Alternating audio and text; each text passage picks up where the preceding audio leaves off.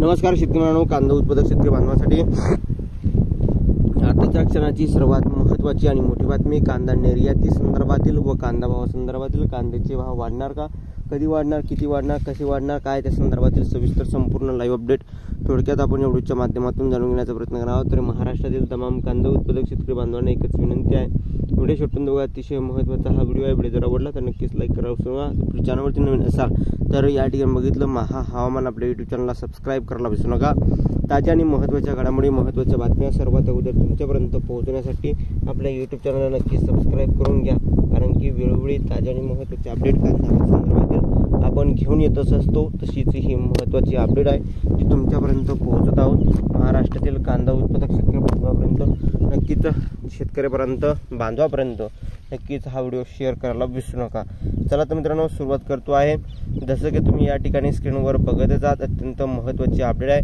जागतिक बाजारपेठेत भारतीय कांदा पडला पिछाडीवर. महत्त्वाची अपडेट. गेल्या अनेक वर्षापासून आपल्या विशिष्ट गुणवैशिष्ट्यामुळे भारतीय विशेष जिल्ह्यातील या ठिकाणी कांद्यास जगभरातून प्रचंड मागणी होती. त्यामुळे जागतिक बाजारात अनेक दशके हुकमी एक्का म्हणून मिरवलेल्या कांद्याची गेल्या 5 वर्षापासून मात्र पिछेहाट सुरू झाली आहे. केंद्राने कांदा निर्यातीचे दरसोडीचे धोरण हे प्रमुख कारण असून पाकिस्तान, चीन, बांगलादेश यासारख्या स्पर्धक देशातील कांद्याचे भारतीय कांद्याच्या जागतिक बाजारावर आपले स्थान मिळवले आहे.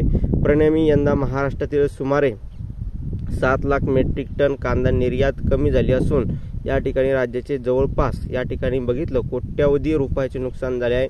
नाशिक जिल्हा देशातील कांद्याचा आगार समजला जातो, मात्र सरकारकडून वारंवार होणाऱ्या निर्यात बंदीचा व्यापाऱ्यांना मोठा फटका बसत आहे आणि या ठिकाणी बघितलं त्यामुळे शेतकऱ्यांना कमी भाव मिळत असल्याने त्याच्यात नाराजी आहे. पूर्वी निर्यातीमुळे दुप्पट वाढ झाल्याने स्थानिक बाजारात कांद्याला चांगला भाव मिळू लागला होता, परंतु 2023-24 मध्ये आधी निर्यातीवर शुल्क लावले तसे निर्यात बंदी केल्यामुळे वर्षभरात कांद्याचे भाव घटतच राहिले, कमी होत गेले. उलट कांद्याला कवडीमोल भाव भेटला. ही सध्याची वस्तुस्थिती आहे.